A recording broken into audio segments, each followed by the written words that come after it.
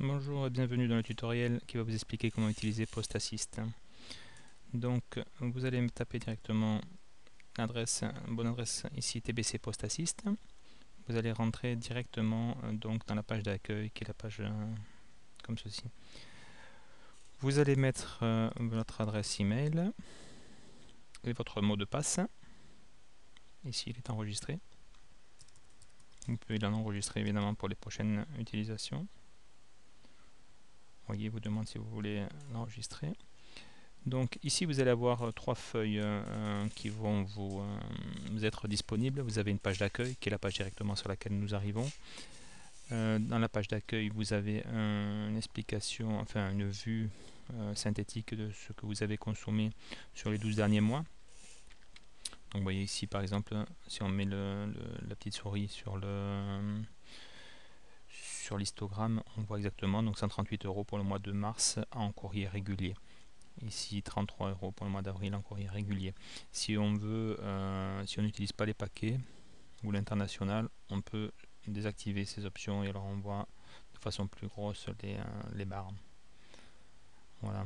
Ici vous avez donc le nom de votre nom, le nom de l'utilisateur. S'il y a plusieurs utilisateurs, mais il y aura plusieurs noms en fonction du login. Et ici vous avez le crédit qui est disponible par rapport au compte. En l'occurrence ici un compte de test Belgapost. Ensuite vous avez la feuille affranchissement. Sur la feuille affranchissement, c'est là que vous allez remplir l'affranchissement du jour. Alors je vais vous expliquer comment ça fonctionne. Donc ici vous choisissez une date. Donc par exemple on va affranchir pour le 4 avril. On peut sélectionner aussi la date depuis le calendrier. Hop, 9 avril. Donc ici vous sélectionnez le nombre de lettres que vous faites, par exemple 10 lettres Prior, Belgique, 0 à 50 grammes, puis un recommandé, puis un colis pour la Belgique, par exemple. Donc ici automatiquement le calcul se fait. Si vous voulez sauvegarder la feuille, donc vous savez le nombre de pièces exactement et le montant que ça représente en euros. Vous pouvez sauvegarder la feuille, voilà, les sauvegarder. Et vous pouvez aussi soumettre à la feuille. Soumettre à la feuille, ça veut dire que la feuille va être clôturée, vous ne pourrez plus retoucher à cette feuille. Donc si je valide la feuille, il vous demande est-ce que vous êtes bien sûr de vouloir valider cette feuille. Vous tapez OK. Voilà, la feuille est maintenant figée, on ne peut plus rien écrire dessus. Par contre, ce que vous pouvez faire, c'est générer le bordereau de dépôt. Donc vous allez sur la langue qui est la vôtre, et ça va générer donc un PDF avec repris tout ce que vous avez mis, donc 10 lettres pour la Belgique, il y a votre code barre ici pour être identifié au niveau de la production, un colis 0,2 kg, enfin tout ce que vous avez fait, le montant qui est repris, et vous avez une case aussi pour les observations s'il y a des remarques à faire, etc. Vous pouvez donc en cliquant sur la touche imprimer, donc imprimer cette feuille et la remettre en même temps que votre courrier à la fin de la journée. Voilà, donc ça c'est comment utiliser l'onglet affranchissement. Et si vous voulez savoir ce qui a été fait sur la veille, vous pouvez sélectionner le jour d'avant et vous verrez ce qui a été fait le jour d'avant. Donc ici 23 lettres, etc. Voilà, c'est pour la partie affranchissement. Pour la partie transaction, donc vous avez une vue complète sur les transactions qui ont été réalisées. Donc transaction égale pour cette partie-là consommation. Donc produit, c'est tout ce qui est affranchissement. Pick-up, donc c'est les frais de collecte. Machine, c'est les frais de passage en machine pour ceux qui utilisent la collecte ou ceux qui utilisent le passage en machine.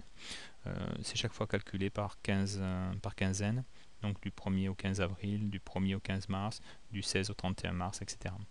Ici vous avez toujours le solde qui est repris, le solde de votre société.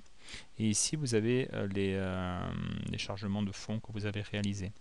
Exemple, au 28 mars, pour cette société-là, il y a eu un virement de 242 €. Et lorsque le virement a été fait, le solde est devenu à 121,40 €, donc ce qui veut dire qu'il y avait un solde négatif. Si vous voulez rajouter du crédit, il vous suffit d'appuyer sur la touche acheter du crédit. Vous mettez ici le montant du crédit que vous voulez racheter. Exemple, je veux acheter 100 €. Voilà. Il me calcule directement avec la TVA ce qu'il me faut verser, 121 €.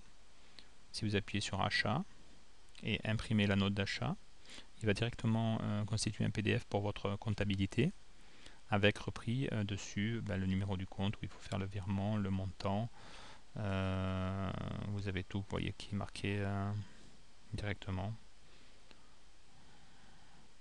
Et vous avez le bordereau pour faire le paiement avec la communication, le numéro du compte, etc. Voilà, ça c'est imprimé, toujours pareil, on imprime en appuyant sur la touche imprimer qui se trouve directement sur le PDF. Voilà, et alors, si vous faites ça, vous allez avoir une ligne qui va s'ajouter une fois que le virement sera effectif réellement.